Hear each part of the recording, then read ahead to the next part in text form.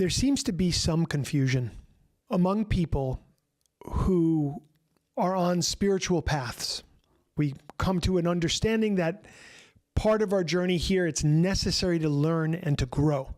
We're looking to expand our awareness and our consciousness. And there seems to be this misunderstanding that some entity, call it God, call it spirit, is going to do it for us. And that's not how it works. The spirit works through us. It's part of us. It's in us. It's all around us.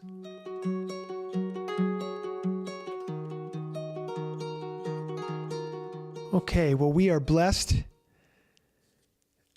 to have another soul in the circle here today to ask another inquiry, something that's on your mind, Bob, something on your heart. What is present for you today? Well, first of all, that was incredible. I was sitting here in awe. So I'm the one that's blessed. It's one thing to hear it on the radio, but to be present, it's a whole nother level of awareness. And so, thank you, guys. Thank you, Brian. Thank you, Tommy. I've been in recovery for a number of years, since 2004 successfully. And they say that when the pain gets great enough, the person will be ready to change. I've also heard people talk about the gift of desperation. I don't know if I'm quite desperate, but I'm close, just like I was when I initially decided to get off the drugs and alcohol. In our sixth step, we talk about becoming entirely ready to have God, or whatever your understanding of God is, your spiritual power, whatever, remove these defects of character. And being around 12-step rooms for a number of years, almost 2 decades now, I don't have ever really heard an answer I could wrap my head around.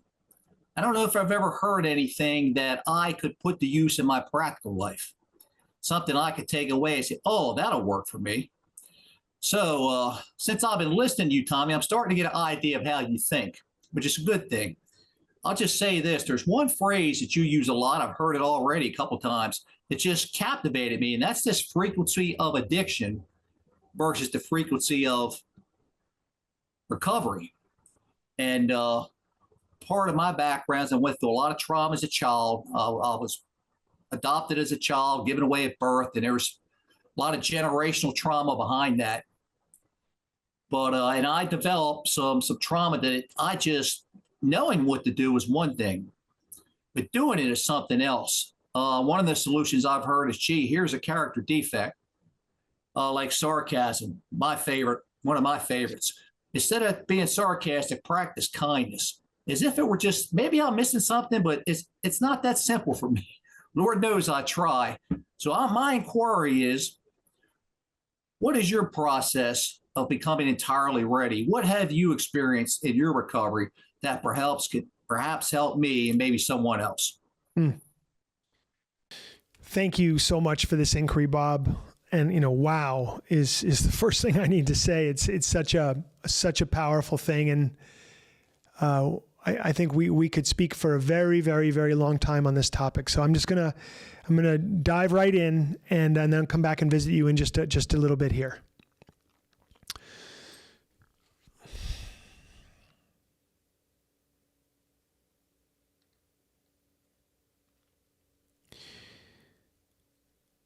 There seems to be some confusion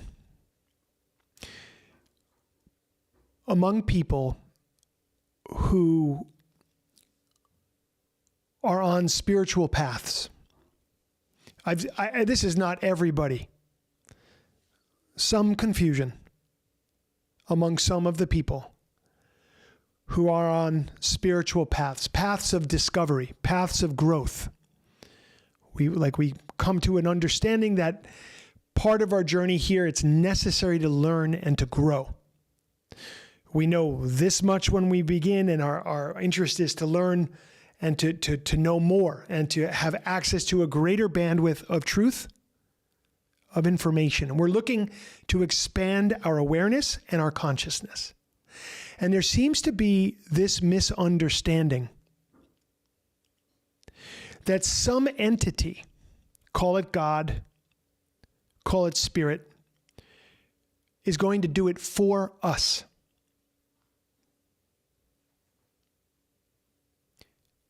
And that's not how it works. The Spirit works through us. It's part of us. It's in us. It's all around us. When we come to the 6th step in the 12-step process, that process of spiritual awakening, we've done a lot of work to admit what the problem has been, to understand what the solution could be, and then to begin doing the digging to move the things out of the way that are blocking us from clear seeing, clear thinking, and clear doing.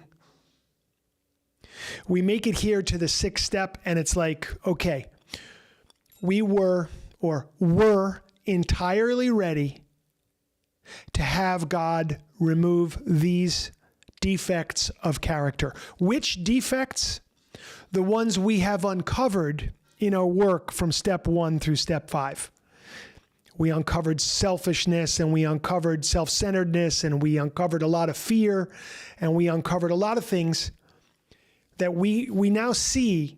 These things have gotten in the way of our presence, our usefulness, our skillfulness. They've gotten in the way of our health. They've gotten in the way of our relationships. They've gotten in the way of our purposefulness. Certainly they're in the way of our fulfillment, and they're in the way of how we show up in the world. So we come and we say, okay, we're ready to have God remove this stuff. And the image that I have is, okay, the garbage truck shows up in the morning and throws the bags of all of my crap onto the back of the garbage truck and drives it away. And wow, I'm liberated. And I can tell you that, at least in my experience, I've never seen that happen. Not for me or anyone. And so what happens is we must keep up with our work, keep up with our action, keep up with the next right step, the next right thing. What is the next right step? Well, it's right there in step 7. Humbly asked God to remove our shortcomings. Okay.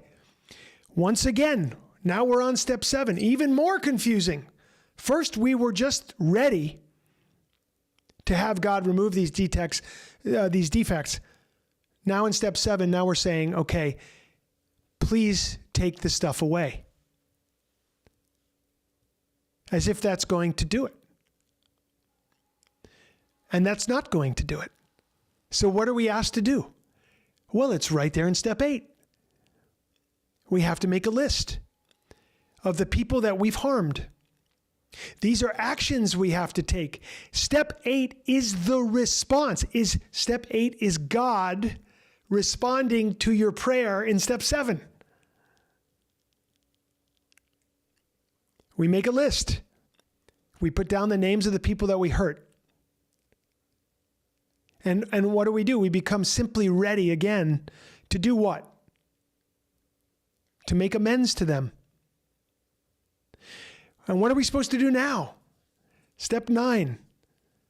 We make amends to such people wherever possible, except when to do so would injure them or others. Step 8 and step 9 is the response of Spirit working through you to give you the answer to your prayer in step 6 and step 7. But it's you. You have to show up. You have to exert yourself. You have to take the action so that God's Spirit can work through you. So the one of the great yogic quotations I've ever heard is, on the path of yoga, keep up and you'll be kept up. And that's a paradoxical statement. Keep up and you'll be kept up. And right in that paradoxical statement is the core of what I'm trying to express right here, right now, which I believe is expressed in the 12 steps, and in many other spiritual paths, but it's so misunderstood. I got down on my knees. I said a prayer. Nothing happened. Well, of course not, because the prayer needs to be followed with action. And we are told this again and again and again and again. It's not that spirit isn't willing. You have to operate here in time and space, in these bodies, these nervous systems. You have to operate in a way so that spirit can operate with you. And if I make a prayer, okay, I really want, I want to write another book. I want to write another book. And so I get down on my knees. I'm praying, okay, God, please deliver another book. Please help me deliver another book. And then I sit back on the couch and I do nothing for the next year. And my sponsor says to me, or my spiritual guide says to me, well, how's it going with the book? Well, it's not going well. And it's the strangest thing. I said the prayer. I've been praying for it every day. But somehow Spirit hasn't delivered this to me.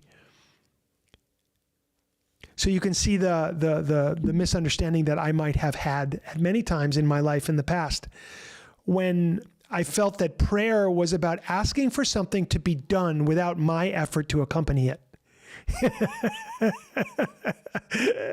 And that is just not a recipe for success in time and space. Don't get me wrong. I've seen some miraculous things take place, where some very unusual combination of events make something possible that seems like it was impossible. And you can say, wow, that looks like the hand of God there. That's the hand of Spirit. What a coincidence. What a coincidence. And we know better that there's nothing that's coincidental. It's all connected. It's all an unfoldment. It's all unfolding from what? From our consciousness, from our action, from our way of showing up in the world. So what can we do to change? We can begin to take different action. And people come to me, as you have, as part of your inquiry now, and they will say, I've tried a lot of things. And I'm really feeling stuck again, like the same way I was feeling stuck when I first got here to this path. And so I say, well, if you're going through hell, don't stop. Keep going. Keep trying new things. Keep trying different things and get a little bit of regularity, especially get around people who seem to have overcome the thing that you're facing right now. And put yourself around those people on a daily basis and start to make some different actions. Your prayer will change. Your actions will change. And then your life will change.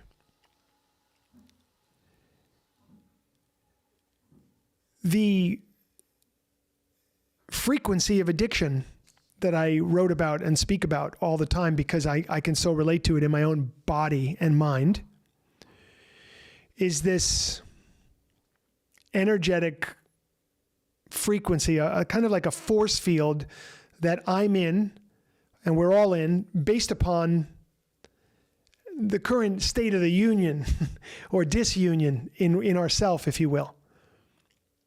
And so that frequency of addiction, if you feel yourself, you're like, okay, I'm in it a little bit right now. I'm in it a little bit. Okay, what can I do about that? Well, thank God I know immediately I can sit down and do some breath of fire for 3 minutes, quite literally. I've learned the breath of fire practice. I've learned these other breath practices. I've learned some vinyasa practices.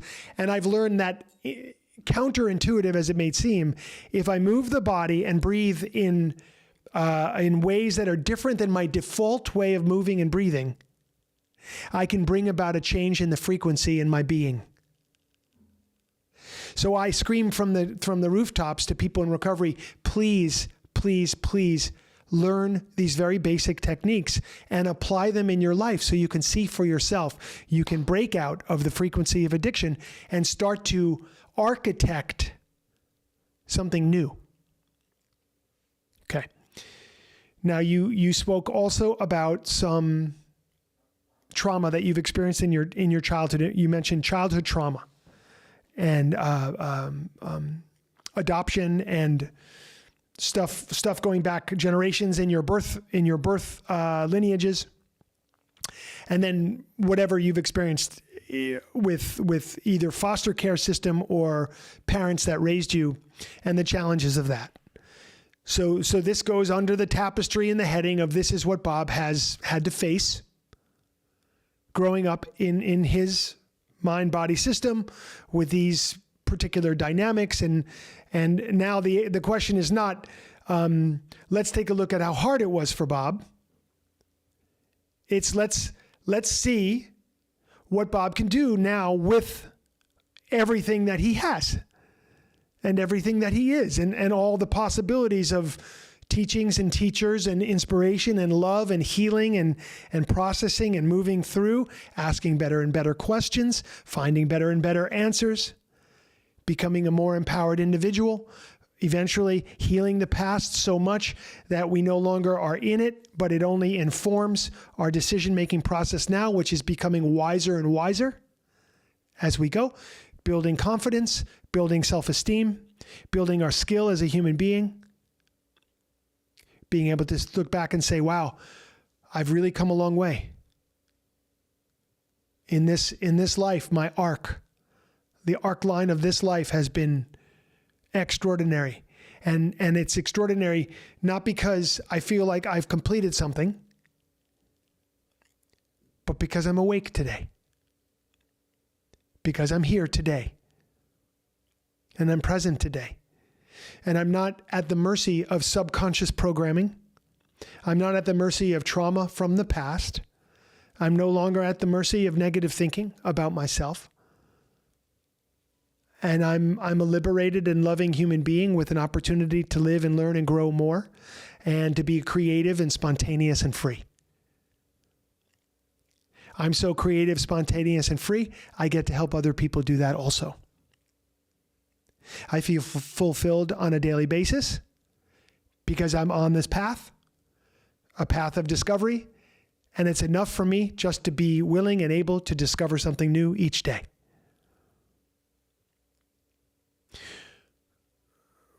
Remembering that when we begin each day with those thoughts and those emotions and those actions that are the same thoughts, emotions, and actions from the day before,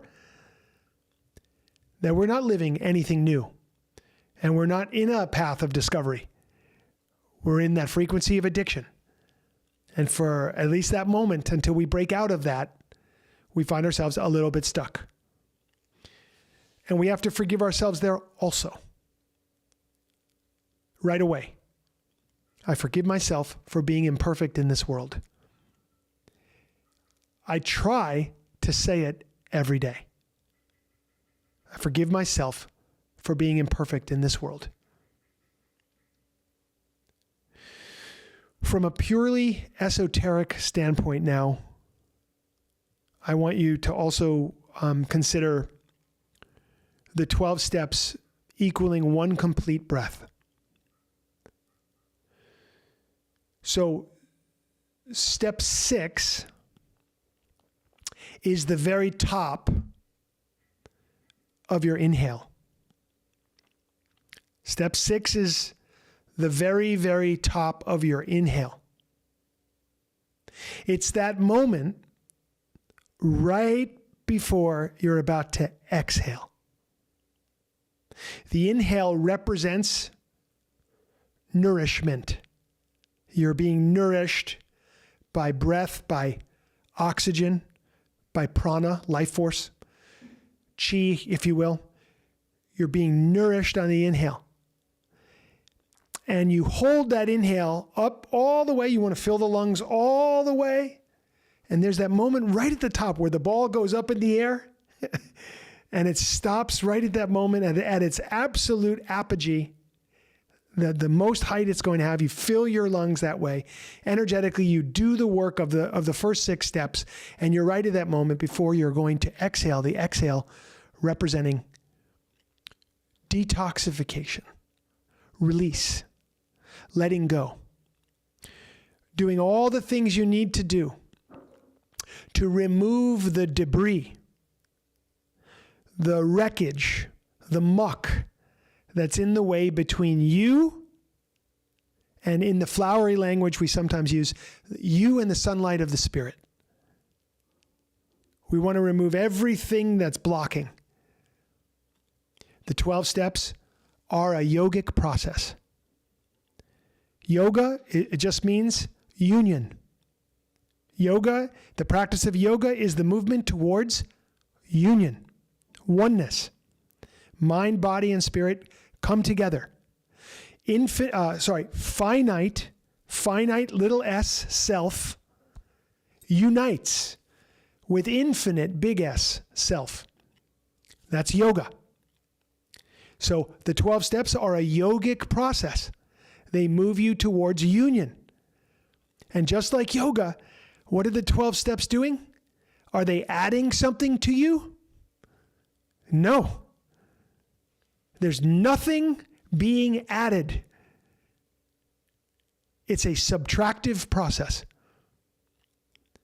The 12 steps and yoga and all spiritual processes, they remove what's in the way. They take away the things that block you from clear seeing, clear view, clear way of being in the world.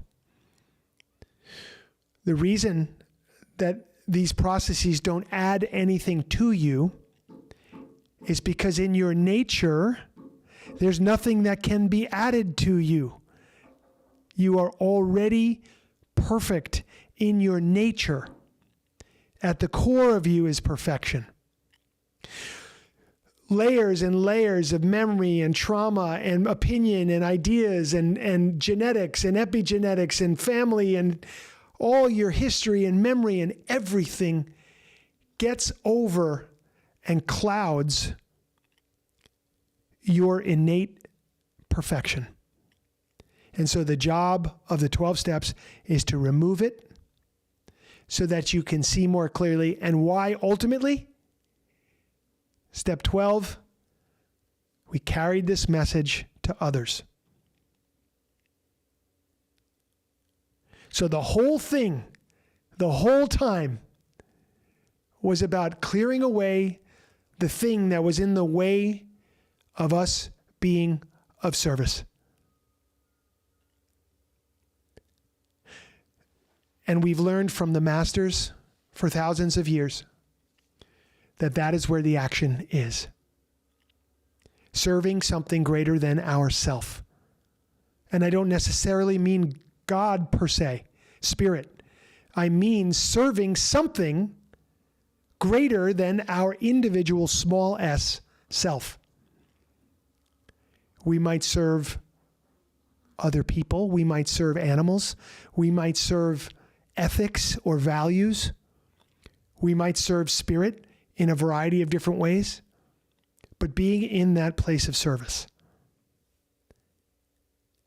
And when we're truly, truly there, then we find that exalted state of presence and freedom. We don't question our self-worth any longer. We don't have those kinds of questions any longer.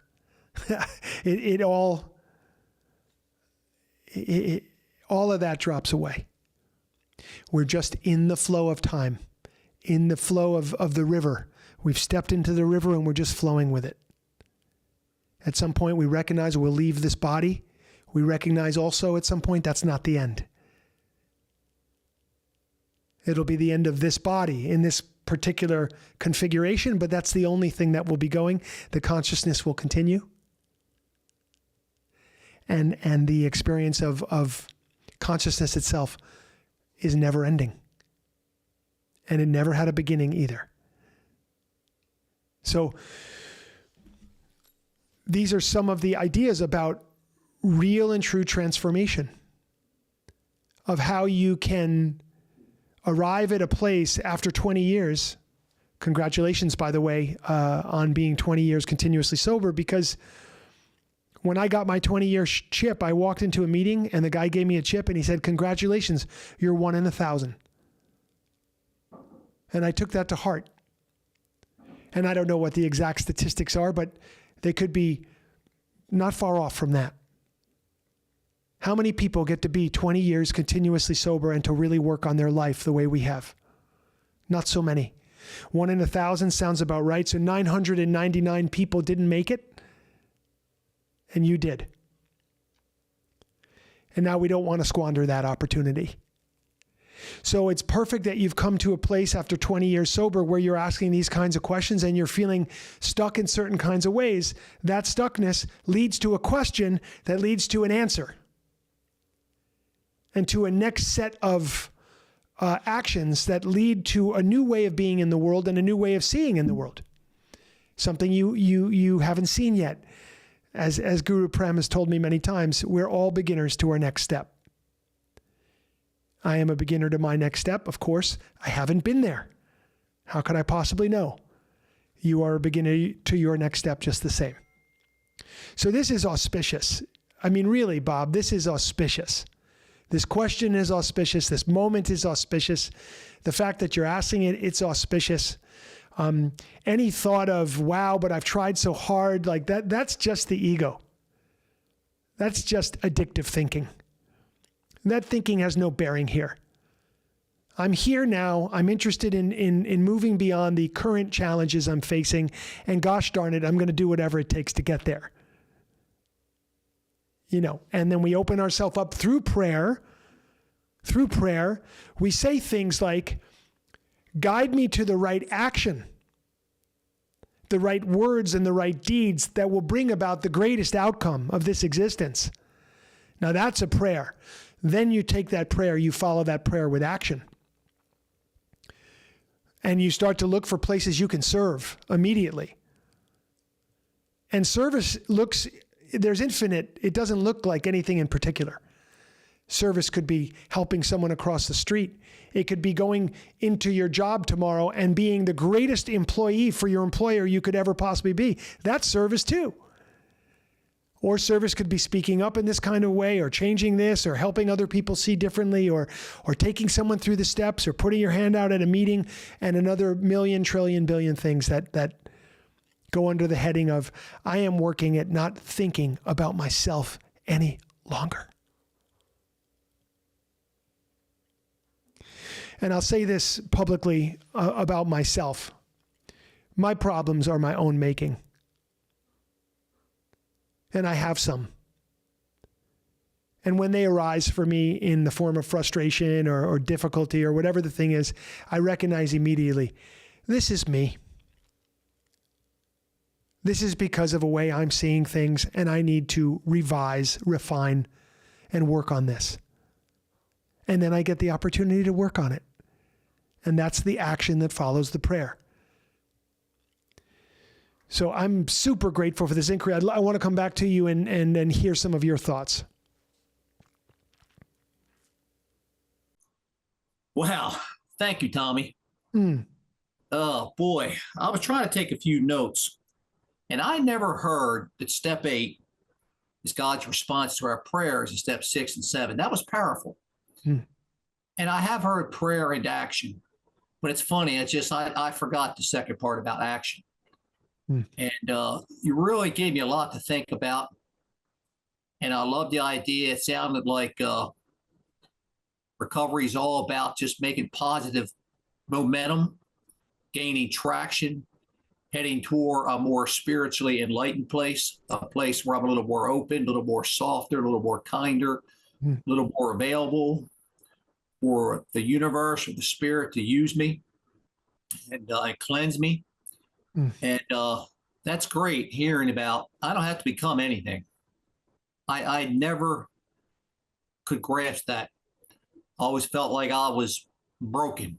It goes all the way back to not being wanted by your own mother. So, and that stuff's a lot harder to get rid of than So I definitely have some things to take away and work on.